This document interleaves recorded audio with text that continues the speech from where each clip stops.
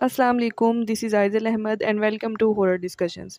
Friends, आज मैं आपको एक बहुत ही ज़्यादा क्रीपी और हॉरर स्टोरी सुनाने वाली हूँ। ये कहानी एक लड़के और उसकी फैमिली के साथ पेश आई थी, जिन्होंने 3 माह तक मुसलसल एक चुड़ैल के साथ गुज़ारा किया था। फिर इन लोगों ने इस चुड़ैल से किस तरह से छुटकारा हासिल किया और इनके साथ क्या-क्या कुछ गुज़री, ये सब जानने के लिए इस स्टोरी को एंड तक ज़रूर सुनिएगा। लेकिन उससे पहले मेरी आप लोगों से रिक्वेस्ट है कि प्लीज़ मेरे चैनल को ज़रूर सब्सक्राइब कर लीजिएगा और मेरी स्टोरीज़ को ज़्यादा से ज़्यादा लाइक एंड शेयर कीजिएगा, ताकि ये और लोगों के सामने भी जा सके और आप लोग भी अपनी स्टोरीज़ इस ईमेल पर सेंड कर सकते हैं। तो ये वाक़या पेश आया था नादिर और उसकी फैमिली के साथ। नादिर एक केमिस्ट शॉप पर काम करता था और इसकी शॉप की रूटीन ये थी कि शॉप का जो ओनर था वो 10 बजे तक शॉप पे रहता था और उसके बाद रात 12 बजे तक नादिर वहाँ पर अकेला होता था और 12 बजे नादिर शॉप बंद करके अपने घर चला जाया करता था। नादिर का घर शॉप से तकरीबन 40 मिनट के फासले पर था और नादिर अपनी बाइक पर ही अपने घर से आता था और जाता था। तो एक दिन नादिर शॉप में था, ओनर जा चुका था कि अचानक से नादिर की तबीयत बहुत ज़्यादा ख़राब हो गई और उसको बहुत ज़्यादा चक्कर फ़ील होने लगे और वो बहुत ही ज़्यादा डाउन फ़ील कर रहा था। तो उसके अंदर इतनी भी हिम्मत नहीं हो रही थी कि वो उठकर शॉप को बंद करे और वो सोच रहा था कि मैं अब किस तरह से बाइक चलाकर अपने घर तक जाऊँगा।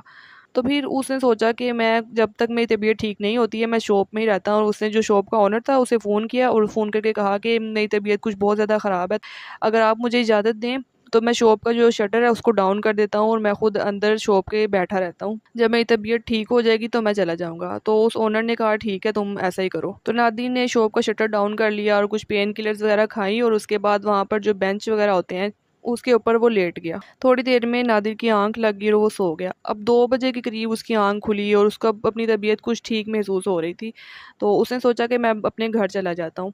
वो उठा, उसने शॉप अच्छी तरह बंद की, अपनी बाइक स्टार्ट की और वो घर की तरफ चल पड़ा। अब उसका घर 40 मिनट के फासले पर था और इससे 20 मिनट पहले एक कब्रिस्तान आता था जिस रास्ते से गुजर कर नादिर अपने घर जाता था।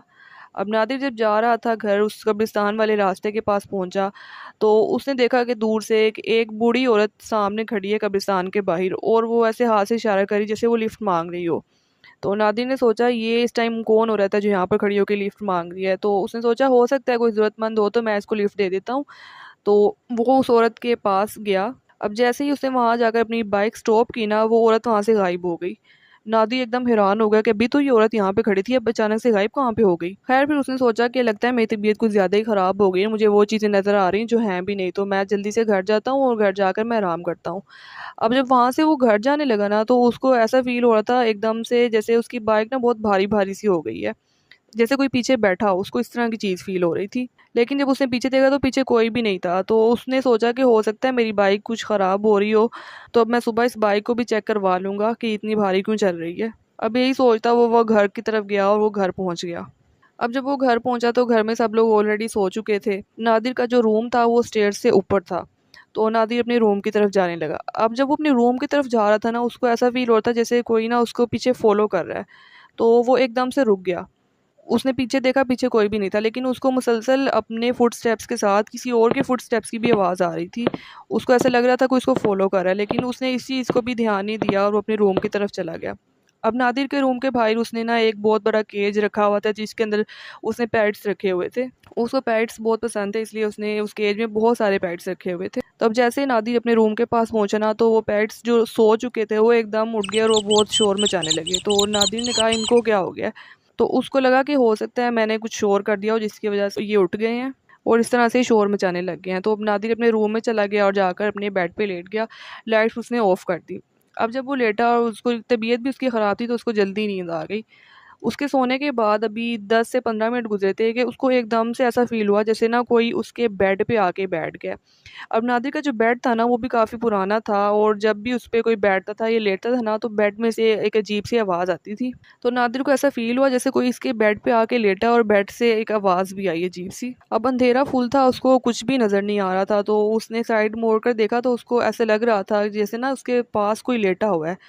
तो उसने कहा कि ये इस टाइम मेरे पास आके कौन लेट गया। अब उसको थोड़ा-थोड़ा डर लग रहा था, तो वो उठा आराम-आराम से और उसने लाइट ऑन की। अब जैसे ही उसने लाइट ऑन की ना, तो उसने देखा वहाँ पे कोई भी नहीं था। लेकिन जब उसने अपने बेड का मैट्रेस देखा ना, तो वो इस तरह से था जैसे कोई उसके ऊपर बैठ के उठता है ना एकदम, और वो अपनी शेप में वापस आने के लिए थोड़ा टाइम लगता है उसको। तो उस तरह से ना उसका बेड का मैट्रेस जो है वो दबा हुआ था नीचे की तरफ, जैसे अभी-अभी कोई वहाँ से उठ के गया हो।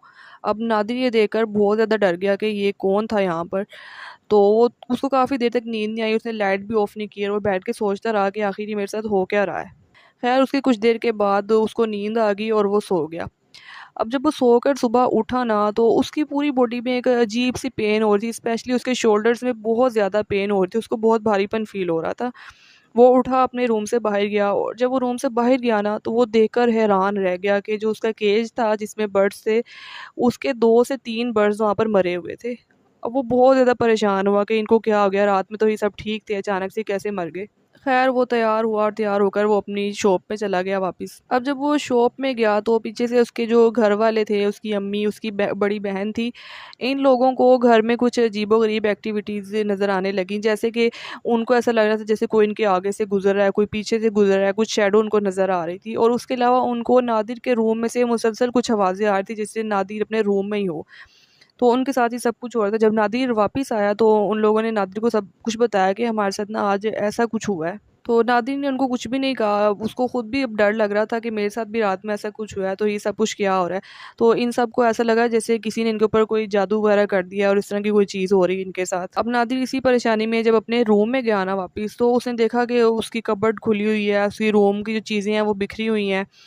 तो वो अब बहुत ज़्यादा डर गया इन सब चीज़ों को देखकर। अब इन सब घरवालों ने अब आपस में बात की कि ये सब कुछ क्या हो रहा है, तो इनको यही लगा कि हम पे कोई ब्लैक मैजिक कर रहा है और हमारे साथ ये सब कुछ हो रहा है। नादिर ने सोचा कि अब इस चीज़ का कोई ना कोई तो हल करना पड़ेगा।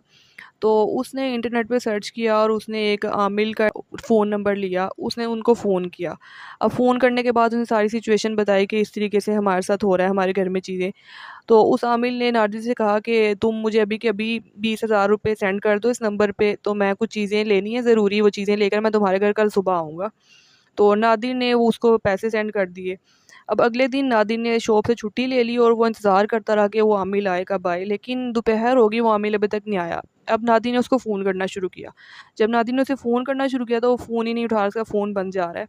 काफ़ी देर तक नादिर उसको फ़ोन करता रहा, उससे कॉन्टैक्ट करने की काफ़ी कोशिश की लेकिन कोई कॉन्टैक्ट ना हुआ। तो नादिर को पता चला कि उसके साथ स्कैम हो गया और वो कोई आमिल नहीं था बल्कि कोई धोखेबाज था जिसने उसको धोखे से उससे पैसे ले लिए और अब वो फ़ोन नहीं उठा रहा। अब नादिर पे एक और परेशानी कि उसके पैसे भी गए और उसका कोई काम भी नहीं हुआ। ख़ैर लेकिन नादिर ने हिम्मत नहीं हारी, इस तरह से दिन गुज़रते जा रहे थे और इनके साथ इस तरह की चीज़ें हो रही थी। इनको पूरे घर में अजीबो-गरीब आवाज़ें आती थी। किसी के मौजूदगी का एहसास होता था जैसे कोई है जो हर वक़्त इनके घर में रहता है। स्पेशली नादिर का जो रूम था उसमें ये चीज़ें बहुत ज़्यादा हो रही थी। नादिर ने इस दौरान और भी लोगों से कॉन्टैक्ट किया और उनसे हेल्प लेने की कोशिश की लेकिन उसको कोई भी हेल्प नहीं कर पा रहा था इस मामले में। वो बहुत ज़्यादा परेशान था और इसी तरह करते-करते 3 महीने गुज़र गए लेकिन इस चीज़ का कोई हल नहीं निकला। अब 3 महीने के बाद नादिर का एक दोस्त था उस्मान। उस्मान एक हाफ़िज़ कुरान था और वो एक दिन नादिर के घर आया। जब वो नादिर के घर आया तो नादिर के रूम में वो गया। अब वो वहाँ जाकर बैठा तो उसको बहुत ज़्यादा ना जमाइयाँ आने लगी और उसके ना कंधे बहुत ज़्यादा भारी होने लगे। तो उसने नादिर से कहा कि नादिर मैं तुमसे एक बात कहूँ, बुरा मत मनाना। तो नादिर ने कहा हाँ बोलो। तो उसने कहा मुझे तुम्हारे घर में ना कुछ अजीब-सी फ़ीलिंग आ रही है। मैं जब से यहाँ पे आया ना मेरे कंधे बहुत भारी हो रहे हैं, मुझे बहुत ज़्यादा जमाइयाँ आ रही हैं। मुझे कुछ गड़बड़ महसूस हो रही है। तो जब नादिर ने उसकी बात सुनी ना तो वो एकदम से उसकी आँखों में एक चमक-सी आ गई, जैसे एक उम्मीद उसे महसूस हुई कि शायद तब मेरी कोई हेल्प हो सके। तो उसने उस्मान को सारी बात बता दी कि उस्मान तुम ठीक कह रहे हो, मेरे साथ पिछले 3 महीनों से ये सब कुछ हो रहा है।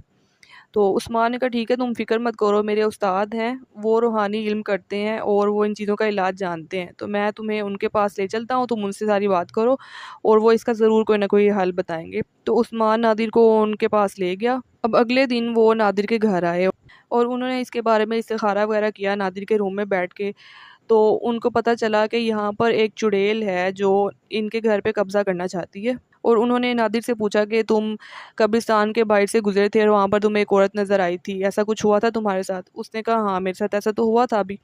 तो उन्होंने बताया कि वो चुड़ैल उस दिन से ही तुम्हारे साथ तुम्हारे घर आ गई थी और तुम्हारे घर आने के बाद अब वो तुम्हारे पूरे घर पे कब्ज़ा करना चाहती है और उसने अभी तक तुम लोगों को कोई जानी नुकसान नहीं पहुँचाया और ज़रूरी नहीं है कि आगे भी वो तुम्हें कोई नुकसान ना पहुँचाए। वो तुम्हें नुकसान पहुँचा सकती है। तो इससे पहले कि वो तुम्हें कोई नुकसान पहुँचाए हमें इसका कोई ना कोई हल करना होगा। तो फिर उन्होंने वो जो आमिल थे उन्होंने नादिर को कुछ पानी दम करके दिया और उससे कहा कि इसे तुम लोगों ने पूरे घर पे छिड़कना है और उसके बाद उन्होंने कहा नादिर से कि तुमने हर रोज़ सुबह के टाइम फ़जर के बाद सूरह बकरा की तिलावत करनी है। और आयतल कुर्सी मुसलसल तुम सब घर वालों ने पढ़नी है और 7 दिन तक तुमने ये करना है, हर रोज़ सूरह बकरा की तिलावत करनी है और 7 दिन के बाद मैं दोबारा आऊँगा और फिर से इस्तिखारा करके देखूँगी कि वो अभी भी वो चुड़ैल इस घर में है या नहीं है। लेकिन इन 7 दिनों में हो सकता है वो तुम पर हावी होने की कोशिश करे, तुम्हें नुकसान पहुँचाने की कोशिश करे, किसी तरीके से वो रोके कि तुम ये काम ना करो, लेकिन तुमने हिम्मत नहीं हारनी और तुमने ये काम पूरा करना है। नादिर ने कहा ठीक है। अब नादिर ने अगले दिन से ही सूरह बकरा की तिलावत शुरू कर दी और पूरे घर वालों ने आयतल कुर्सी का विर्द शुरू कर दिया। अब शुरू-शुरू में जब नादिर ने ये अमल शुरू किया तो उसको उसकी तबीयत बहुत ज़्यादा ख़राब होने लगी। उसको इतना अपने पूरे जिस्म पे बोझ महसूस होता था, ऐसे लगता था जैसे किसी ने उसका पूरा जिस्म जकड़ा हुआ है। उसको ऐसा फ़ील होता था, लेकिन उसने फिर भी हिम्मत नहीं हारी और उसने अपना अमल पूरा किया। 7 दिन के बाद दोबारा से वो आमिल आए और उन्होंने दोबारा से इस्तिखारा किया और फिर उन्होंने नादिर को बताया कि नादिर अब वो चुड़ैल यहाँ से जा चुकी है और अब वो दोबारा नहीं आएगी यहाँ पे। और इस दौरान नादिर को भी काफ़ी रिलैक्स फ़ील हो रहा था। पहले 3-4 दिन तो उसे बहुत ज़्यादा मुश्किल हुई, लेकिन बाकी दिन जो थे वो उसने अच्छे से रिलैक्स होकर अपनी सूरत की तिलावत की और उसको ऐसा लग रहा था जैसे अब उसके आस-पास कोई ऐसी चीज़ नहीं है। उसको वो उस कुछ भी महसूस ऐसा नहीं हो रहा था और उसके घर में भी जो एक्टिविटीज़ हो रही थी, अजीबो-गरीब चीज़ें हो रही थी, वो बंद हो चुकी थी। फिर उसके बाद नादिर ने वो जो कब्रिस्तान वाला रास्ता था वो बिल्कुल छोड़ दिया था। वो दूसरे रास्ते से आता था, हालाँकि वो दूसरा रास्ता थोड़ा-सा लंबा था, लेकिन फिर भी वो वहीं से आता जाता था। वो उसके बाद उस कब्रिस्तान वाले रास्ते में से कभी भी नहीं आया। तो फ्रेंड्स, ये थी हमारी आज की स्टोरी। अगर आप लोगों को पसंद आई हो तो लाइक, शेयर एंड कमेंट ज़रूर कीजिएगा और मेरे चैनल को भी ज़रूर सब्सक्राइब कर लीजिए।